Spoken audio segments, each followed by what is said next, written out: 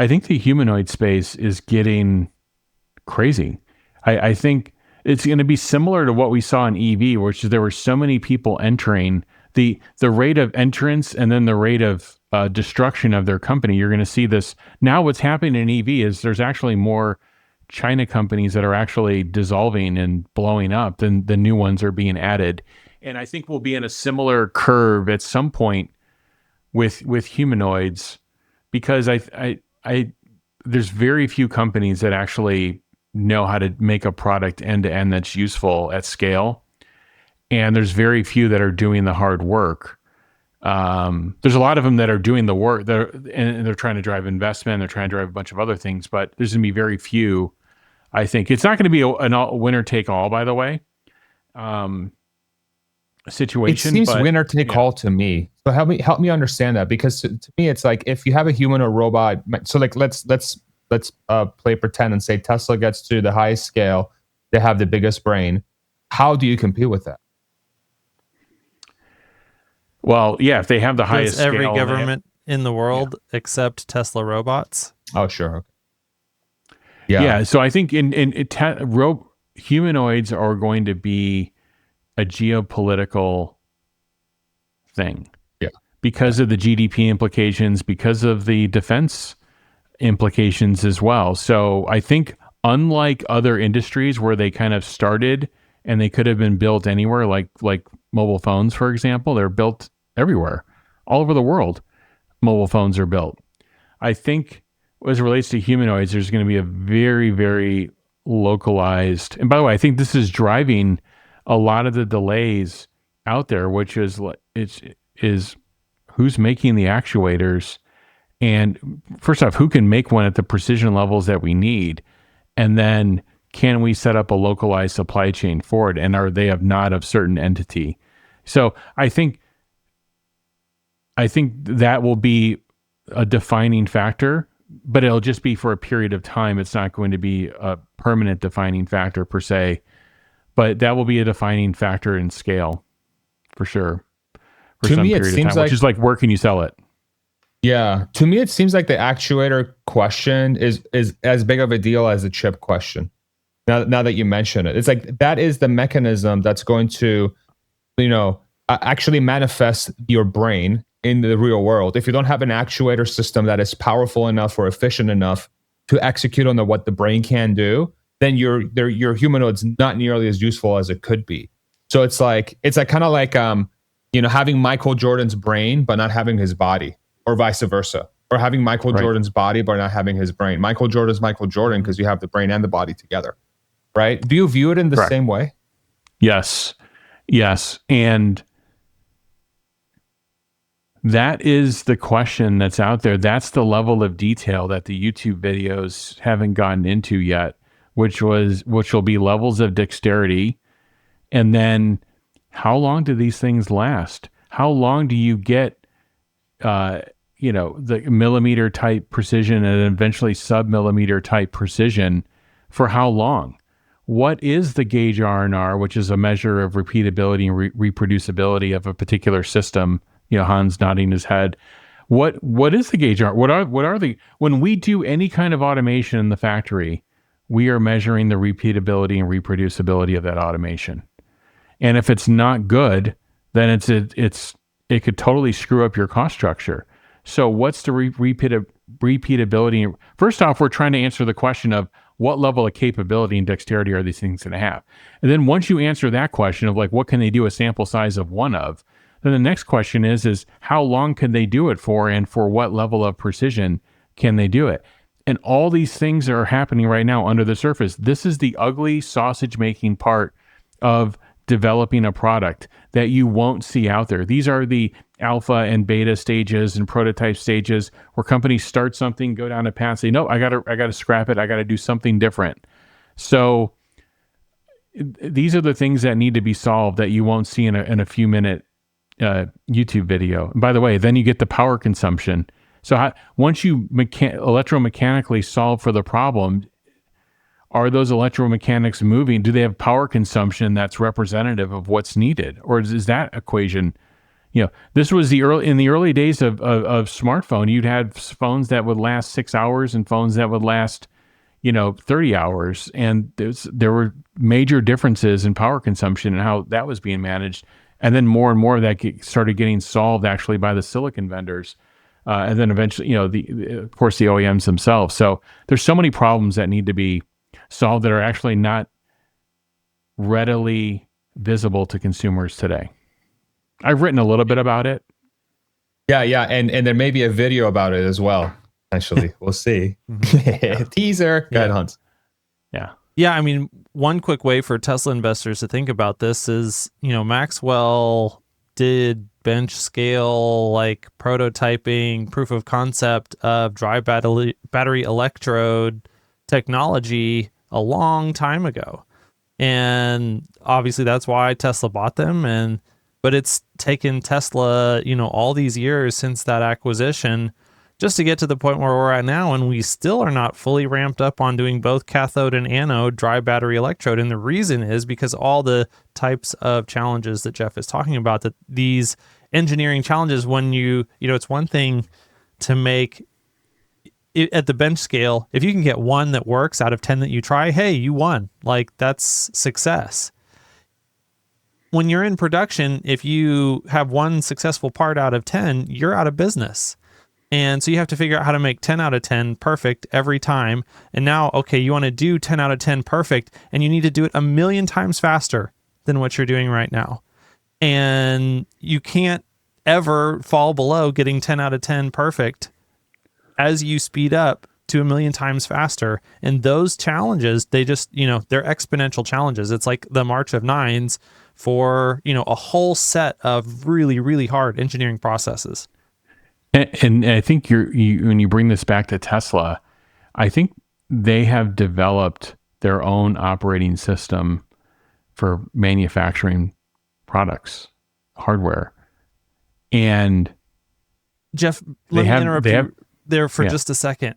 Quickly, did you hear Steve Jurvetson's comment from the X takeover? Where, so this is an interesting tidbit for any of the audience that hasn't heard this.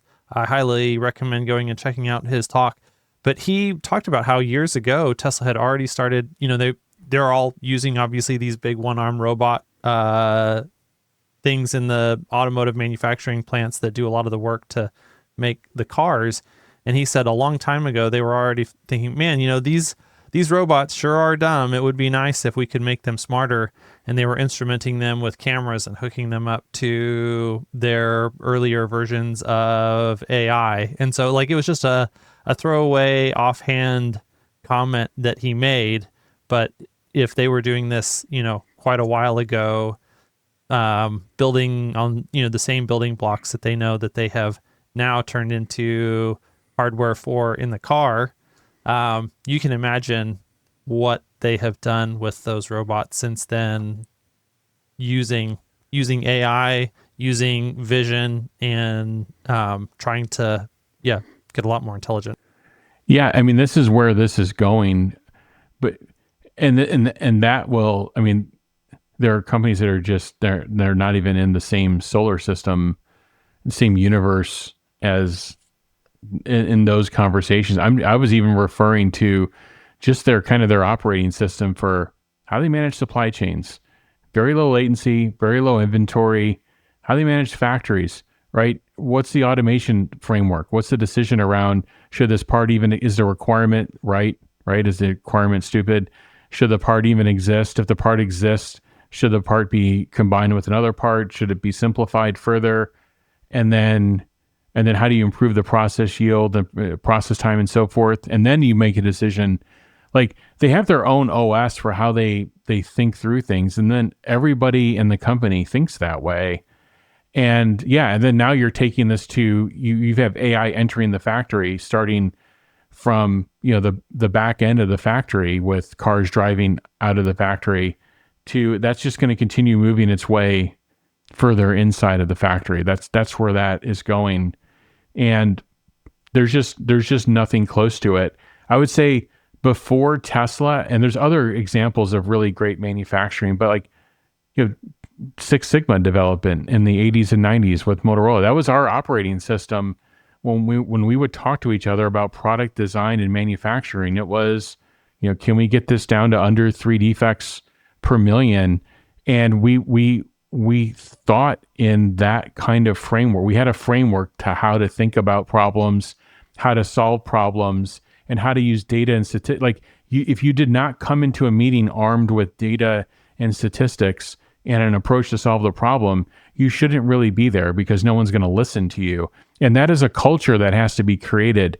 So when you come full circle and you start talking about, how do you bring manufacturing back to the US, you have to create the culture, that you have to create the operating system. And then from that operating system, then maybe you can automate it. Maybe you can put an AI wrapper around it, and then you have something to really build upon. But without that leadership to do that, this is where you're going to have a lot of things that are starting and stopping, or people not taking control when they should be taking control. And that's where you're going to have, but it's when you come full circle, this is that you're watching the playbook real time of how this is being done with Tesla and Elon and his teams. Do you think localization is going to be a forcing function to vertically integrate stuff? Everything's going to be so close together. It's like, why not just put it in the same freaking building? It is certainly possible, but vertical integration takes an incredible amount of time to build up. Like Tesla wasn't vertically integrated when Tesla incorporated, right? Everything was coming from abroad. You have to build that up over a long period of time, which is why the moat is so large with Tesla, because other companies, remember, they're engineering vertically integrated. And once you're engineering vertically integrated, then you can create the supply chain manufacturing processes and the relationships around it to do that on the supply chain side.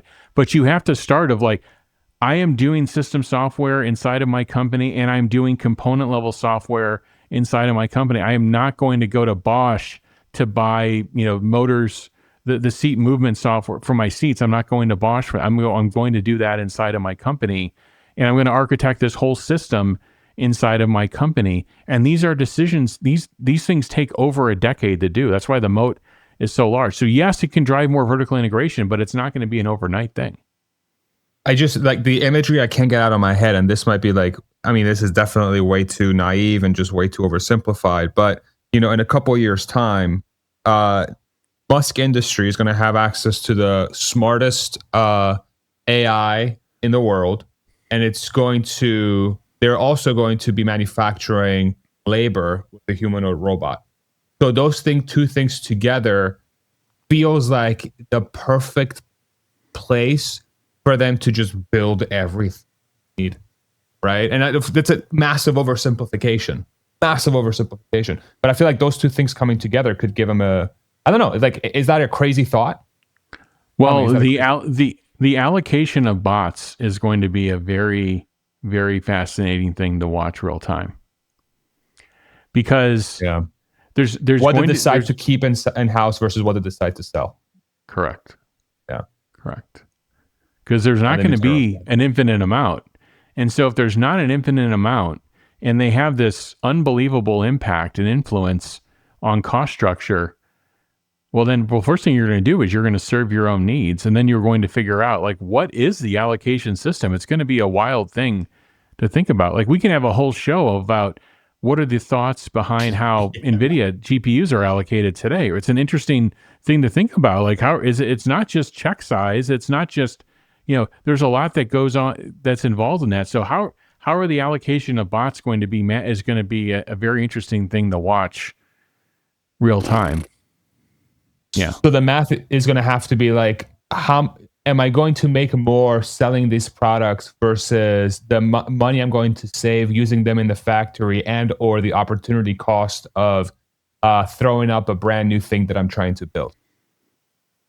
Yeah. Or is the government going to get involved and say, you have an anti-competitive issue, and so it's wild to think through, like, how are you going to navigate this situation? I'm sure What- these are things that people think about, as they're getting ready to make dinner or whatever. But it is going to be an interesting thing to think about. They're going to be under allocation for years. Years. There's not going to be enough bots for years. Yeah, a decade at least. I would. Yeah, that's how it feels. Yeah, well into the mid 2030s. What a wild time! This is crazy. I can't believe it. I actually can't believe this is like a real discussion. Okay, but it's 1000% a real discussion because it's like there's so many players doing it. Tesla just freaking made a deal with Samsung that basically solidifies their need for those chips that are going to go in those bots and then some, right? And every other player is doing the same thing. Nvidia's demand's not slowing down. Everyone and their cousin is getting into the human or robot game. So, yeah. And Hans, did you have anything else you wanted to throw out there for Jeff before we let him go? Jeff, any parting words or anything you wanted to hit before we wrap this? You have to look at the visibility that Tesla and Elon has to make these multi-billion. We're talking 20 billion plus of early commitments. This isn't even the whole check size for these things. And then you see the check size that's going to Nvidia on the infrastructure, the AI factory side, and you have to wonder what they're seeing, and you have to wonder what kind of visibility they have, and then you have to look at the peers that are in that space and what are they doing, and how many things have kind of started and stopped and never came to fruition. I think if you're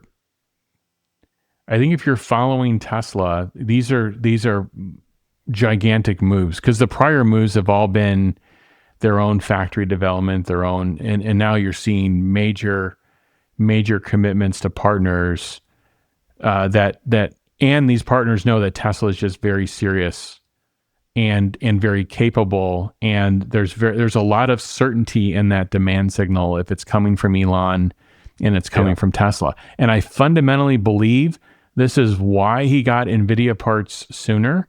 By the way, I do think he could have paid up for it. He could have paid expedite fees. Those fees could have been tied to some sort of bring up time, where if he brought it up in a certain period of time, maybe they get released. The point is that you're NVIDIA, you want those things going out. You want them reordering as quickly as possible. You want the data center going up as quickly as this flywheel. Everything comes back to this flywheel.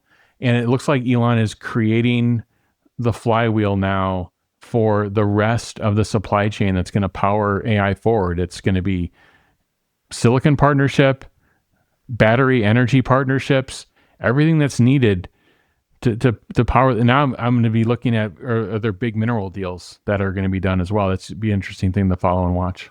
That's such a fascinating thing. Is like I didn't click for me until now. Like Tesla's journey has gone from the Model S and the Roadster and the Model 3 somewhat struggling to get favor with suppliers because they weren't sure of their, like, are you good for this allocation long term?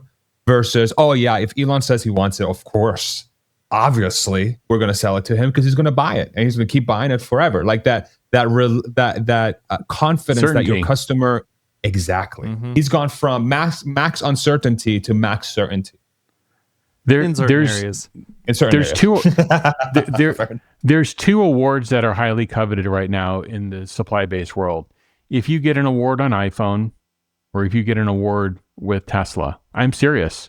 The Model Y is the number one selling vehicle model in the world, and they have a very low model count. So if you're a supplier and you get an award on that car, you are getting more volume per part number per SKU than any other business you're doing in the automobile industry. And then now take that same logic and transfer it over to GPUs. If you get a GPU order from Elon, you're either going into the XAI world, you're going into the Tesla world, you're going into the training side, you're going to the inference side. It's the best award you can possibly get is with so. And then that creates value for Tesla, and it creates negotiating leverage for Elon and his companies based on their ability to execute. It's the whole flywheel. Same thing with Cybercab. Same thing with Tesla Bot. If you're a supplier in those ecosystems, like even if it's the seat for the Cybercab, you're going to trip over yourself to get that.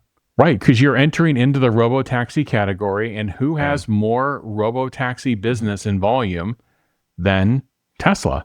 And you're thinking about your investor base, you're thinking about, how to grow the valuation of your own business. And if there's this huge category emerging and it's robo-taxi, who's entering in with the most highest volume product?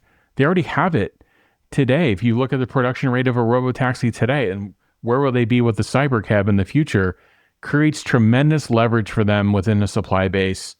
Flywheel turns. By the way, suppliers get a good deal. It's a win. It is the proverbial win-win with Tesla. Win-win. Tesla's not milking anything.